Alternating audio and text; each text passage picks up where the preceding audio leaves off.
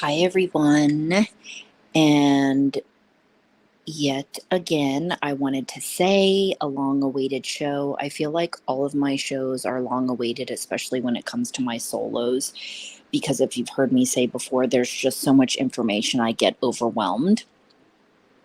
And that is a constant, so I have to take breaks. But this one in particular, I think it really is necessary for it to be one of my initial solos. So I've done a bunch of solos, but not so much talking about my personal life experiences. I feel like I have like under five, definitely under 10.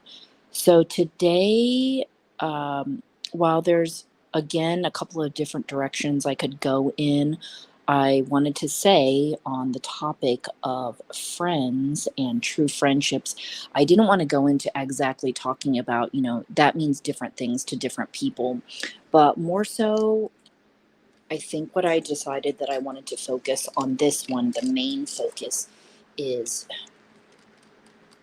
how I do feel like it has been one of my greatest sufferings, or suffering, I guess, to deal with when it comes to the topic of attachment.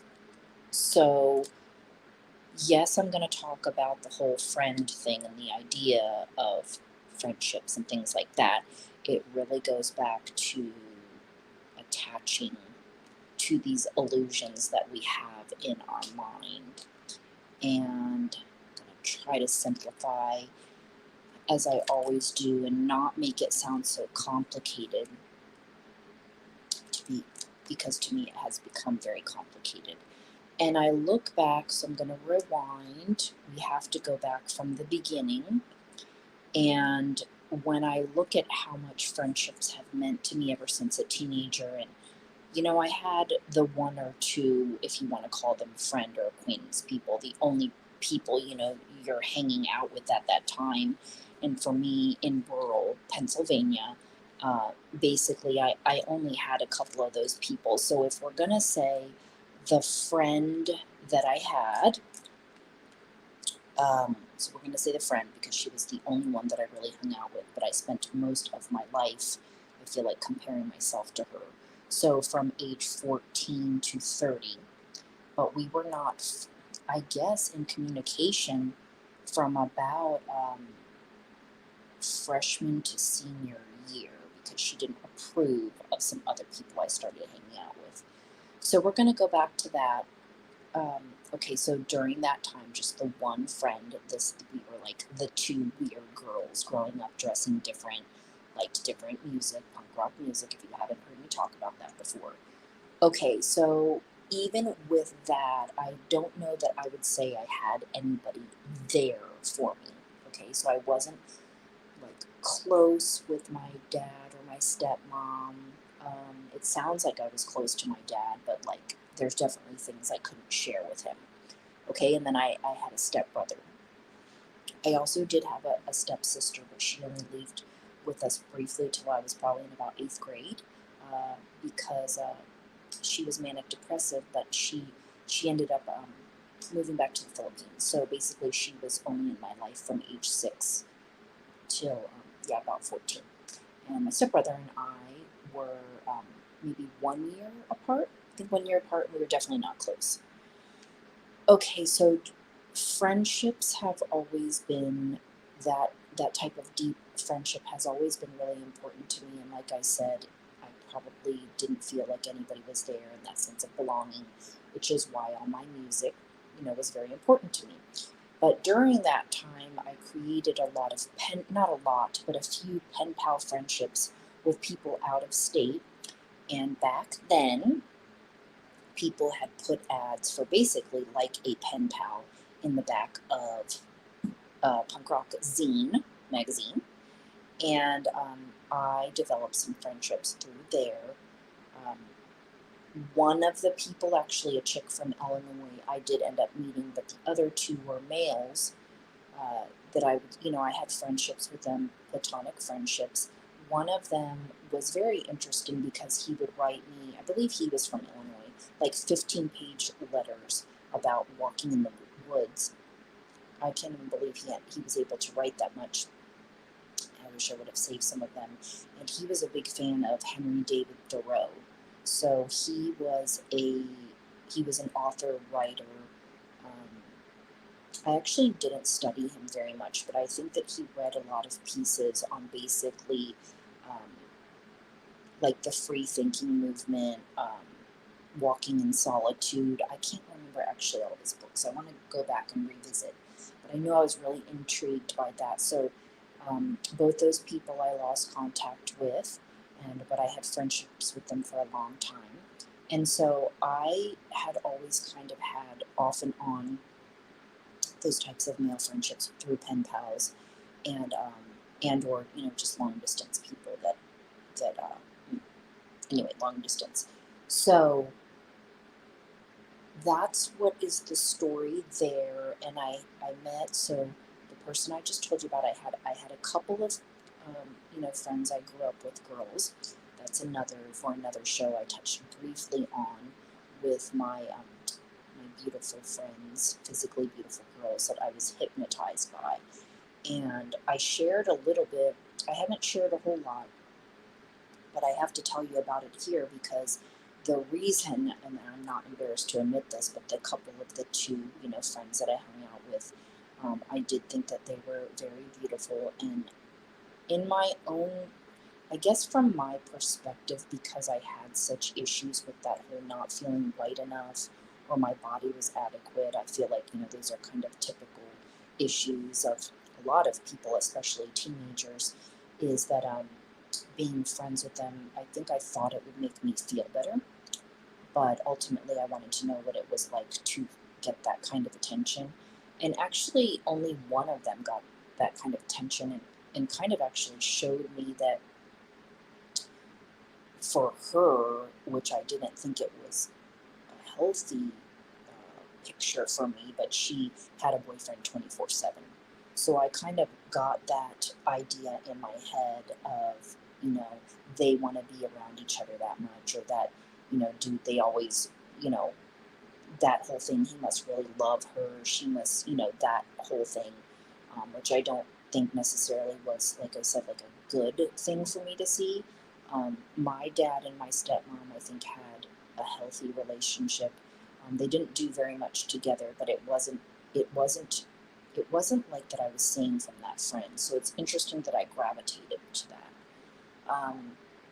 We're not going to get into talking about my mom, but I only lived with her till I was 6 till my parents divorced. So as far as their relationship together, my dad and my mom, at that point, I didn't know anything about that. I just knew that it didn't end very well. It wasn't a good situation. Okay, so there's the setup of that situation. So the friend moved away. Again, when I look back at it, I tried to keep in contact with her, but I was the one, my dad was always driving me to see her. So when she moved away, the other friend that came into my life about 6th grade, this is the one I'm talking about that I was hypnotized by and always comparing myself to, and she was I felt that she was better at everything than me, an artist, writing, just everything. And this is how, as an adult, till about age 30, I really realized like how much power she had over me. So that is for another show, but I wanted to at least give you the background. There is, okay, so I had that one friend that I just told you about from about 6th to 8th grade, and then somebody else came in who was from, so I was in Stewartstown, Pennsylvania, and she moved there. She was close to Baltimore, Maryland, but I can't remember the city she was from. And she came in and she was a completely different friend. So with her, we had a bond, very interesting.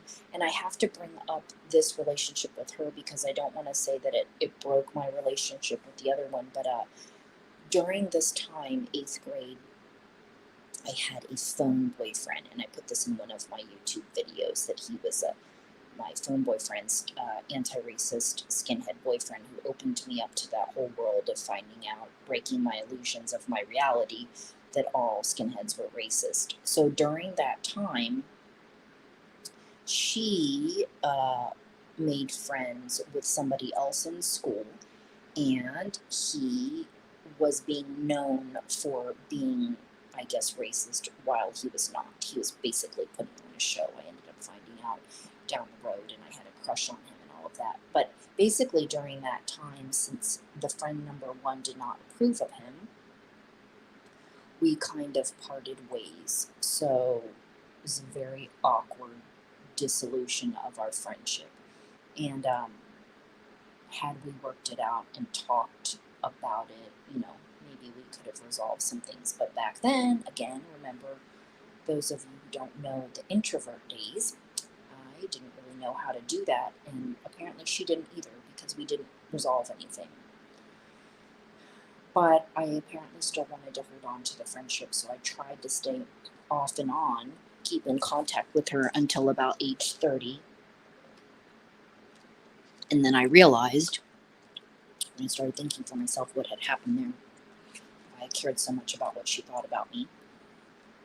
Okay, so those are my lasting friendships with those people from high school, and speeding it forward. Okay, friendships. Looking back at my life and how much focus I had put on them and how important it was to me. And now, at this point in life, I'm not going to go through all of the different things, but I feel a sense of freedom over the past, I would say, 5 years. Okay, this is October of 2023. Like, I had known that I was giving energy to people, but I don't know that I thought the level that I was giving to them was anything to be concerned about, because I was just being myself and of love. But then I've realized now why it's given me a sense of freedom is that, looking back at that and like, wow, like I was the person efforting.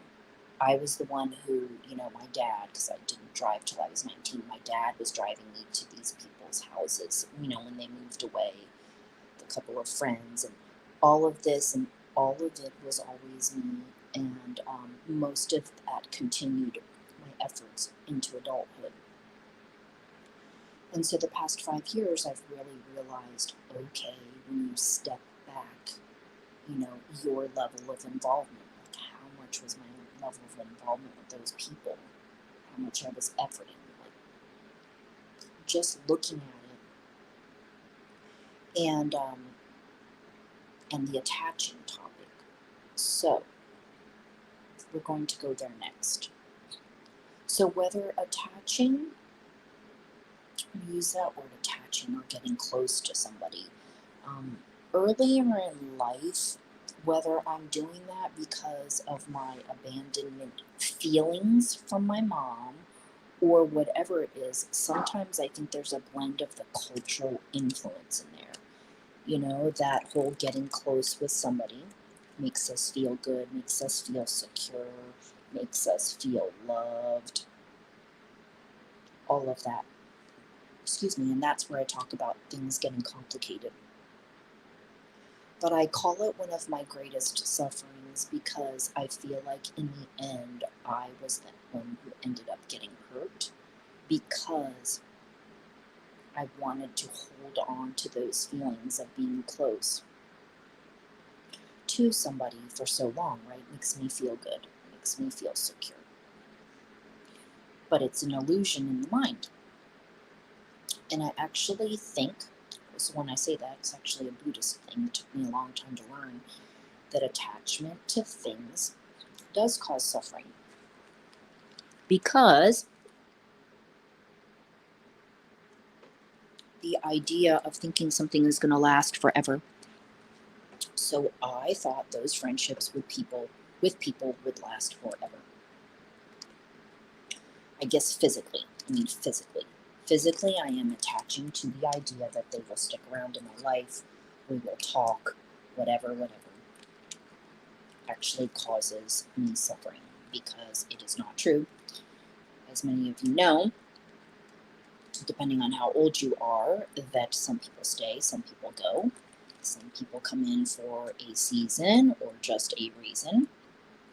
But I guess I had a hard time realizing that because for me personally, I am here no matter what. And it's not just when I feel like it. And so my level of commitment, I it took me a long time to realize that is rare and unique. So, and that is for another show to talk about level of commitment and what that means. You know what I mean? It doesn't mean talking every day, but it definitely means talking more than a couple of times a year. I mean, depending on what kind of relationship that it is. And so I feel like I've been through a repeated cycle of learning that and drilling it into the ground of my soul and my brain, um, and my body and my spirit and everything. So I do consider it one of my greatest sufferings. That, yeah, you cry, I cry and release and all that sort of stuff and overthink. And I feel like I've done it so much, almost like a physical death. For whatever reason, I had to learn in this way.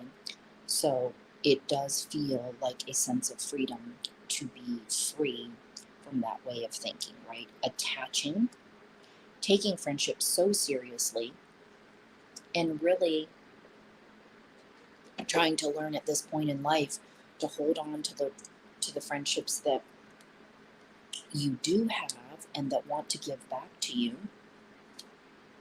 Hold on to those ones, appreciate the ones that you have, and just be thankful. And most importantly, your closest, deepest friend being to yourself. Um, so that's how I label that as being one of my greatest sufferings, is that I feel like I've grieved from people and relationships I've had that not necessarily haven't physically died, but because I can't see them and that we don't talk, we don't communicate, it hurts my soul. So moving forward, just look at friendships differently. And I've always, yes, we have different friends for different things, and there's acquaintances, and there's people that are friends out of convenience or work or whatever it is. But I think it's just wrecked me so much. It's taken me so long. I feel like almost half my life to really get it through my skull. And sometimes I still, whether it's being bitter or not, sometimes I feel like I feel bad for even worrying about it, friendships and being there for each other and all this sort of stuff. And maybe I shouldn't feel bad, but sometimes I feel bad because of, I look back at just how much investment of myself, just myself, I'm being myself, but how much time, and that I continue to talk about this, because sometimes I'm like, maybe people don't really want a friend, aren't interested in it. Maybe they have, I'm not saying it feels good to feel alone, but everybody has their different views and perspectives, as well as what a friend means to them. So let's go over and see if I even read anything that I typed up, because I thought that would help me stay focused. But I think the most important thing is realizing, this whole revolving door of people and the focus of culture. That's what I talk about. My main thing is that culture focusing on these outside relationships, whether they are, it's to fulfill, if how basically that we're looking at them, and it all has to do with, okay, it's looking at people in our relationships. They are a part of our lives, but I think as far as there being these people outside of us being our main focus, I think that's where we can get sidetracked in worrying about what they're thinking and doing instead of working on ourselves. But they help us on our journey. if you look at this whole thing as lessons, you know? And so just depends on how you look at life. So this is also why I've realized I think I really am appreciating moments with the people that I do care and love about, because I've experienced these friendships, as grieving people, I guess, are grieving the relationship, enjoying them. I'm just moving forward. It's just, I appreciate moments more so now. Also, in learning this, it's kind of a little bit maybe confusing for those of you who might not understand it yet, is the importance of diversifying our love, just in general. Putting all your eggs into one basket, like they've said. It's it may seem like you're not caring, I guess, but I don't look at it like that. I look at it as like, um, the diversifying is healthy. It's almost like a healthy distance.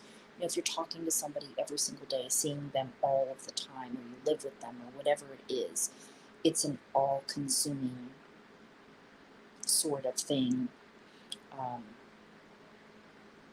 in whatever sort of love you level that you are experiencing with them. Okay, so the distance, the healthy distance, the boundaries, all of that, diversifying our love, right? So if it's like your family or your kids or the love interest thing. So I guess what it comes to be that I'm sharing about in this episode, and um, putting a label on, I think this is one, of all of my lessons, one of the biggest lessons. And it's been so much up and down, the up and down feelings of abandonment, rejection, dealing with my self-worth, um, and again realizing that I've just cared so much about friendships. And yeah, I'm not really sure that I would say it was a bad thing, because I had to learn, of course, through this whole process. But moving forward, I know what to do now. And definitely just observing myself, paying attention to myself, how much energy, how much the other person is putting in, and their interest in it. And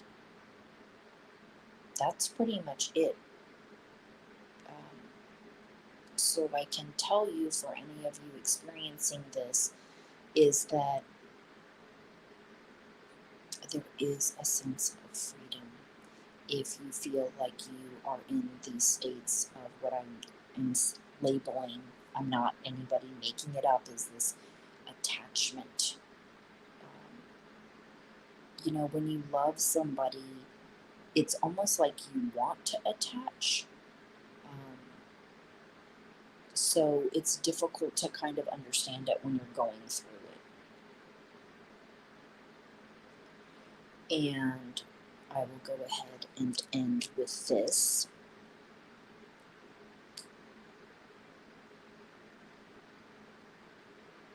To keep it simple, and I don't know if anybody has any questions or comments, you can just let me know. And I will talk to you in the next video. Bye.